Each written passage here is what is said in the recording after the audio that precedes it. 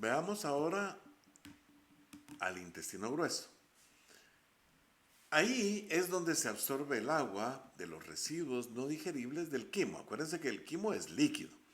Viene del intestino delgado y llega al intestino grueso en forma de quimo, convirtiéndolo en heces semisólidas, que se almacenan y se van acumulando hasta el momento de la defecación. Las tres funciones del intestino grueso entonces: absorción de agua, darle forma a las heces y expulsarlas. El intestino grueso está formado por el ciego, el apéndice vermiforme, el colon ascendente, transverso, descendente y sigmoideo, el recto y el conducto anal. Ciego, apéndice vermiforme, colon ascendente, colon transverso, descendente, sigmoideo, recto y conducto anal. El intestino grueso puede diferenciarse del intestino delgado por: 1. Los apéndices omentales, que son pequeños apéndices o proyecciones grasas similares al omento. Podemos observarla aquí en las diferentes partes del intestino. Las tenias del colon, que son tres gruesas bandas, 1, 2 y 3, longitudinales, quiere decir que van por toda la longitud del intestino grueso. Y se les llama la tenia mesocólica, donde se fijan los mesocolon, transverso y sigmoide. Ya nos explicaron la fusión que produce en el colon ascendente y el colon descendente su meso. La tenia omental, donde se insertan los apéndices omentales. Y la tenia libre, en la que no se inserta ni mesocolon ni apéndices omentales. Las austras, que son formaciones saculares, podemos observar aquí las austras, formaciones saculares situadas entre las tenias. Aquí hay una tenia, aquí está la otra tenia, entonces tenemos una austra, ¿verdad? Su calibre o diámetro interno es mucho mayor, ¿verdad? Esa es otra característica.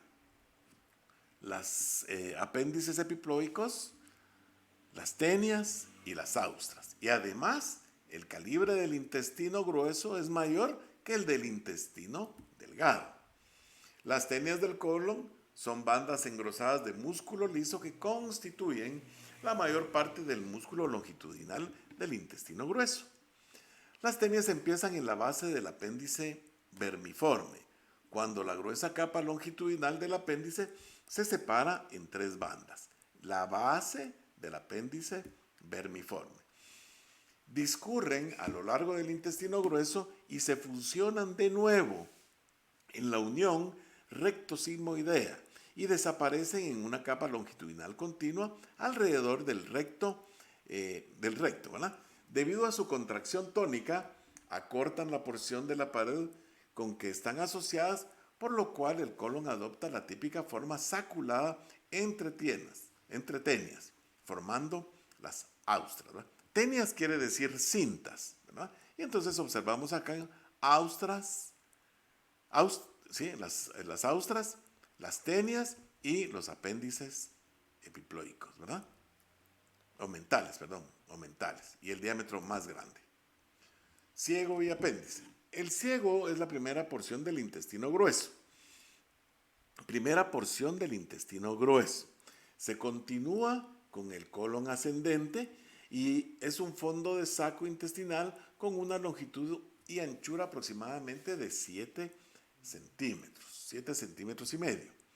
Está situado en el cuadrante inferior derecho en la fosa ilíaca, inferior a la unión de la porción terminal del ilion y el ciego, la fosa ilíaca derecha, obviamente.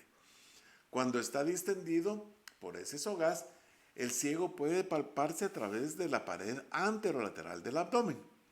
El ciego suele encontrarse 2.5 centímetros de ligamento inguinal. Se palpan el ligamento inguinal, ascienden y entonces por ahí pueden encontrar el ciego.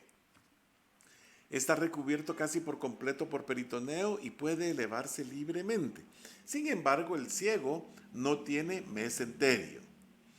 debido a su relativa libertad, puede desplazarse en la fosa ilíaca derecha, pero suele estar unido a la pared lateral del abdomen por uno o más pliegues secales, ¿verdad? Los pliegues secales que son de peritoneo. El ilion terminal entra en el ciego oblicuamente y se invagina parcialmente dentro de él. Aquí podemos observar nosotros cómo entra el ilion. Aquí está la entrada del ilion. En la disección se aprecia que el orificio ileal entra el ciego entre un labio ileocólico superior y un labio ileocólico inferior. Unos pliegues que se encuentran lateralmente formando unas crestas denominadas frenillos del orificio ileal. Y entonces tenemos el orificio ileal, los labios superior, labio inferior y los frenillos. Miren, los frenillos del orificio ileal. Se considera que cuando el ciego se distiende o se contrae, los labios y los frenillos se tensan activamente cerrando la válvula para impedir el reflujo desde el ciego al ilion, ¿verdad? Esto que se observa acá, realmente el orificio aquí no se puede diferenciar. Está en este punto, ¿verdad? Este es el orificio del apéndice vermiforme. Sin embargo, la observación endoscópica directa en personas vivas no respalda la descripción. El músculo liso que rodea el orificio está mal desarrollado, por ello no es probable que la válvula ejerza una función esfinteriana que controle el paso del contenido intestinal desde el ilion al ciego. Nos está diciendo que aquí no tenemos nosotros un esfínter. No obstante, el orificio suele estar cerrado por una contracción tónica apareciendo como una papila ileal o válvula iliocecal cuando están elevados, ¿verdad? Por supuesto que esto se observa solo en el ciego. Es probable que la papila ileal actúe como una válvula de mariposa, como las alas de la mariposa sobrepuestas, relativamente pasiva, impidiendo el reflujo desde el ciego al ilion. Acuérdense que lo mismo sucede con el píloro, del duodeno al estómago, y aquí del ciego al ilion. Cuando tienen lugar las contracciones que propulsan el contenido hacia el colon ascendente, superiormente, hacia el colon transverso. El apéndice vermiforme es un divertículo intestinal ciego con una longitud de 6 centímetros a 10 centímetros, que tiene grasa y tejido linfoide. Se origina en la cara posteromedial del ciego, inferior a la unión del iliocecal. Están en el mismo plano, ¿verdad? El apéndice vermiforme tiene un corto meso triangular, el mesoapéndice, que deriva de la cara posterior del mesenterio de la porción terminal del ilion, señalado por la flecha. El mesoapéndice se une al ciego y a la porción proximal del apéndice vermiforme.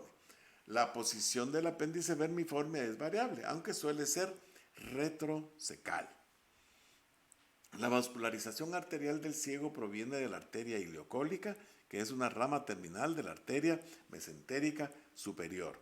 Entonces tenemos acá la arteria ileocólica, que es una rama terminal de la mesentérica superior, ¿verdad? Y entonces nos da las arterias del ciego, arterias secales.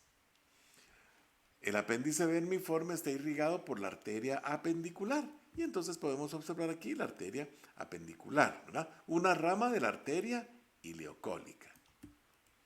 El drenaje venoso del ciego y el apéndice vermiforme fluye a través de una tributaria de la vena mesentérica superior, la vena ileocólica. Podemos observar el apéndice, el ciego, el saco, el apéndice vermiforme, la grasa del meso, parte del intestino y la pared. Y miren ustedes los vasos, que no puedo decir yo que este sea una arteria o una vena, no, es muy difícil. El drenaje linfático del ciego y el apéndice vermiforme pasa hacia los nódulos linfáticos del mesoapéndice y los nódulos linfáticos ileocólicos situados a lo largo de la arteria ileocólica. Y podemos observar entonces los nódulos linfáticos del mesoapéndice y los nódulos linfáticos ileocólicos, situados a lo largo de la arteria ileocólica. Los vasos linfáticos eferentes pasan hacia los nódulos linfáticos mesentéricos superiores. Acuérdense que es la secuencia, ¿verdad? Siempre hay una secuencia. La inervación del ciego y el apéndice vermiforme proviene de los nervios simpáticos y parasimpáticos del plexo mesentérico superior. Las fibras nerviosas simpáticas se originan en la porción torácica inferior a la médula de la médula espinal y las fibras nerviosas parasimpáticas provienen de los nervios vagos. Las fibras nerviosas aferentes del apéndice vermiforme acompañan a los nervios simpáticos hacia el segmento T10 de la médula espinal. Aquí ya nos está hablando de las aferencias, estamos hablando del dolor, ¿verdad? Ya sea dolor o aferencias reflejas. De los nervios simpáticos, o sea, de manera retrógrada por los nervios simpáticos hacia el segmento T10 de la médula espinal.